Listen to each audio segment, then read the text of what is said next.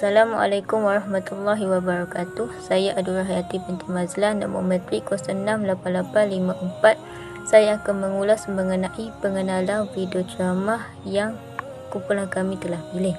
Berdasarkan video ceramah yang dipilih, penceramah ialah Ustaz Dr. Muhammad Yusri bin Mazlan. Beliau merupakan pegawai bahagian Rudicara Akidah Jabatan Mufti Negeri Sembilan.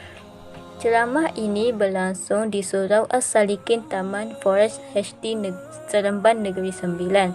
Video ceramah ini berdurasi selama 1 jam 3 minit. Di dalam ceramah ini, beliau membahaskan mengenai akidah Ahlussunnah wal Jamaah yang berkaitan dengan salaf dan khalaf.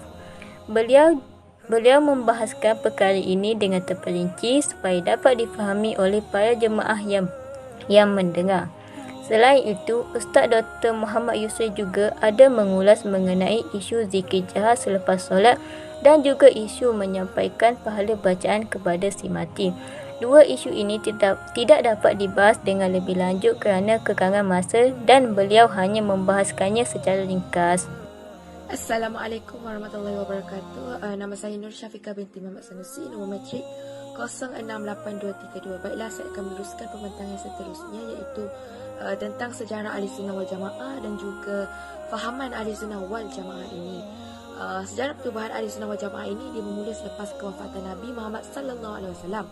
Sebelum tertubuhnya Ahlussunnah wal Jamaah ini, telah terjadi beberapa fitnah, antaranya adalah fitnah selepas kewafatan Nabi, di mana setelah kewafatan Nabi ini telah terjadinya salah faham di antara golongan Muhajirin dan Ansar bagi melantik siapa yang selanjutnya menjadi pemimpin kaum muslimin. Fitnah ini berlanjutan sehingga ke zaman pemerintahan khalifah ketiga, iaitu zaman Saidina Uthman bin Affan radhiyallahu anhu. Fitnah ini berlaku cukup serius sehingga mengakibatkan terbunuhnya Khalifah Uthman radhiyallahu anhu itu sendiri. Pembunuhnya ialah suatu rombongan delegasi yang diasaskan oleh Abdullah bin Sabah dari Mesir. Abdullah bin Sabah ni dia berjaya membina pemahaman yang sesat untuk mengadu domba umat Islam. Usaha Abdullah bin Sabah dalam mengadu domba umat Islam tidak terhenti di situ. Beliau meneruskan lagi sehingga ke zaman Khalifah keempat, iaitu zaman Saidina Ali radhiyallahu anhu. Pada zaman ini berlakunya perang Siffin. Melihat banyaknya korban dari kaum muslimin, maka pihak yang berselisih mengadakan islah atau keamanan. Para pemberontak ni dia merasa tidak senang dengan adanya keamanan di antara kaum muslimin. Kemudian terjadilah usaha pembangkangan oleh mereka yang pada awalnya berpura-pura atau munafik. Mereka lah golongan Khawarij. Salah seorang daripada golongan Khawarij, iaitu Abdul Rahman bin Muljam, telah berjaya membunuh Khalifah Ali pada saat baginda mengimani solat subuh di Kufah, tetapi tidak terhadap Muawiyah kerana dijaga ketat. Oleh itu, Muawiyah dia berjaya mengkonsolidasikan diri dan juga umat Islam. Maka kaum muslimin secara pragmatis dan realistiknya menyokong kekuasaan Muawiyah ini. Maka tahun itu, iaitu tahun 41 Hijrah, secara khususnya disebut tahun Persatuan Am Al-Jamaah. Baiklah, yang seterusnya adalah fahaman Ahlussunnah wal Jamaah. Akidah ataupun pegangan Ahlussunnah wal Jamaah ini terbahagi kepada dua jalan, iaitu khalaf dan juga salaf. Tetapi mereka ini, iaitu Ahlussunnah wal Jamaah ini, dia telah memilih ataupun mengikuti jalan salafus soleh, yang mana jalan ini telah menjadikan Al-Quran sebagai sumber utama dalam mengenali kepercayaan mereka melalui pemahaman mereka dari ayat-ayat Al-Quran. Perkara kesamaran dari ayat-ayat Al-Quran, mereka berusaha memahaminya menggunakan gaya bahasa Arab dan tidak bercanggah dengan akal fikiran mereka. Fahaman salaf ini pada bahasa Arabnya adalah as-sanafu, iaitu golongan umat Islam generasi terdahulu yang hidup pada kurun 1 hingga ke 3 Hijrah. Pada zaman salaf ini, manusia hanya menyerahkan maksud ayat Al-Quran yang mutasyabihat kepada Allah sahaja. Dan zaman salaf ini juga dikenali sebagai zaman keseragaman manhaj. Dan akhir sekali adalah tentang manhaj salaf. Ahli salaf ini dia tidak mengambil pendekatan lain dalam memahami dan juga menangani isu akidah. Mereka berpegang teguh dengan nusus Al-Quran dan As-Sunnah. Bahkan segala permasalahan yang berlaku dirujuk terus kepada Rasulullah sallallahu alaihi wasallam itu sendiri, para sahabat ataupun para tabi'in dan juga tabi'in. Baiklah, sekian sahaja daripada saya dan Assalamualaikum warahmatullahi wabarakatuh. Nama saya Anis Syazwani binti Azman, nombor matrik 068283. Berdasarkan video kuliah dari Ustaz Dr. Muhammad Yusri, saya dapat simpulkan tentang manhaj khalaf dan fahaman yang keluar dari ahli sunnah wal jamaah.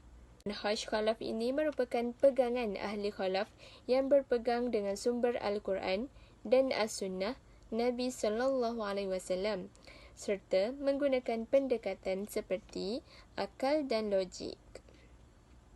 Khalaf ini diasaskan oleh Abu Hasan Al-Asy'ari dan Abu Mansur Al-Maturidi yang mengatakan sumber yang diambil oleh ahli sunnah wal jamaah merujuk kepada dalil nakli dan akli. Dalil nakli bersumberkan Al-Quran, As-Sunnah, Al-Ijma' dan Al-Qiyas untuk mengetahui masalah fiqh, manakala Al-Quran dan As-Sunnah bagi mengetahui masalah usuluddin. Dalil akli dinisbahkan dengan akal kerana mencakupi hukum, wajib, mustahil dan harus. Oleh itu, akal manusia terbatas dalam membuat keputusan. Manhaj khalaf ini dinisbahkan dengan isbat wa takwil, iaitu menerima ayat-ayat mutasyabihat dengan mentakwilkan maknanya. Selain itu, manhaj khalaf ini tidak mengangkat martabat akal melebihi agama jika dibandingkan dengan aliran yang lain. Manhaj ini juga membincangkan tentang perkara asas seperti ilahiyat, nubuwah dan sam'iyat. Tokoh yang utama mempelopori pendekatan khalaf ini ialah Imam Ghazali kerana beliau menghadapi banyak cabaran pada zamannya. Fahaman Asy'ariyah dan Maturidiyah merupakan golongan khalaf yang menjadikan ilmu logik menggunakan akal dalam perbincangan akidah. Kemudian, fahaman yang keluar dari ahli sunnah wal jamaah merupakan fahaman yang mengatakan Allah sama dengan makhluk, seperti fahaman Khawarij dan Syiah. Oleh itu, umat Islam perlu mengetahui aliran yang keluar dari ahli sunnah wal jamaah supaya tidak terpengaruh dengan dakwah-dakwah dari mereka. Pegangan akidah ahli sunnah wal jamaah sudah pun bermula sejak zaman Nabi Muhammad SAW lagi. Walaupun Rasulullah SAW tidak menyebutnya secara jelas, tetapi ia dapat difahami melalui sabda Nabi SAW, iaitu sesiapa sahaja yang hidup sesudah aku wafat, maka dia akan menyaksikan banyak kekhilafan dan percanggahan dalam urusan. Maka hendaklah kamu berpegang teguh kepada sunnahku. Hadis riwayat Abu Daud dan Tirmizi. Oleh itu, wujud perselisihan pendapat mengenai seorang hamba tidak boleh menjadi imam. Terdapat golongan yang tidak berpegang kepada ahli sunnah wal jamaah, iaitu tergolong sebagai golongan bid'ah, seperti kelompok Khawarij yang berlaku selepas kewafatan Sayyidina Uthman Affan radhiyallahu anhu dan zaman Sayyidina Ali Abu Talib. Golongan Khawarij ini merupakan golongan yang menghalalkan dan boleh dibunuh 3 manusia, iaitu Sayyidina Ali, Sayyidina Muawiyah dan Sayyidina Amr al-As. Manakala kelompok Syiah pula lebih berbahaya berbanding Khawarij kerana ia mengkafirkan semua sahabat termasuk Sayyidina Abu Bakar, Sayyidina Umar al-Khattab dan Sayyidina Uthman, iaitu semua sahabat-sahabat Nabi SAW. Assalamualaikum warahmatullahi wabarakatuh. Saya Adura Hayati binti Mazlan, nombor matrik 068854. Saya akan membicarakan mengenai masalah zikir jahar selepas solat dan juga mengenai masalah menyampaikan pahala bacaan Al-Quran kepada orang yang telah meninggal dunia. Berdasarkan video ceramah yang dipilih, penceramah iaitu Ustaz Dr. Muhammad Yusri ada mengulas sedikit mengenai 2 isu ini. Mengenai zikir jahar selepas solat, ia menjadi perdebatan sama ada perlu mengangkat atau memperlahankan suara ketika berzikir selepas solat. Antara dalil yang menunjukkan pensyariatan untuk mengangkat suara ketika berzikir selepas solat ialah hadis Ibnu Abbas radhiyallahu anhuma yang bermaksud, sesungguhnya mengangkat suara ketika berzikir ketika selesai solat fardu berlaku ketika zaman Nabi SAW. Berkata Ibnu Abbas, aku telah mengetahui bahawa solat telah selesai ketika aku mendengarnya.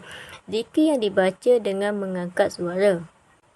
Al-Imam Al-Nawawi rahimahullah di dalam Syarh Sahih Muslim mengatakan, ini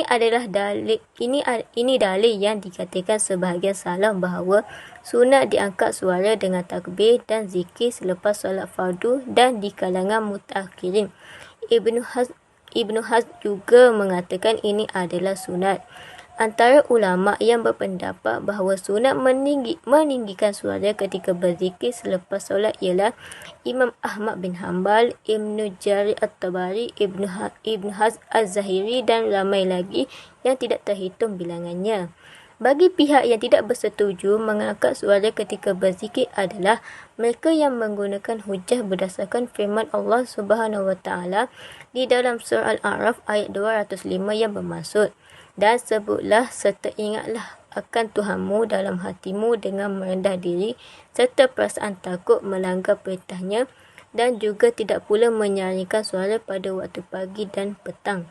Kemudian adalah konteks sabda Baginda SAW, berpadalah pada diri kalian, menunjukkan bahawa para sahabat meninggikan suara terlalu kuat dan menyusahkan diri mereka.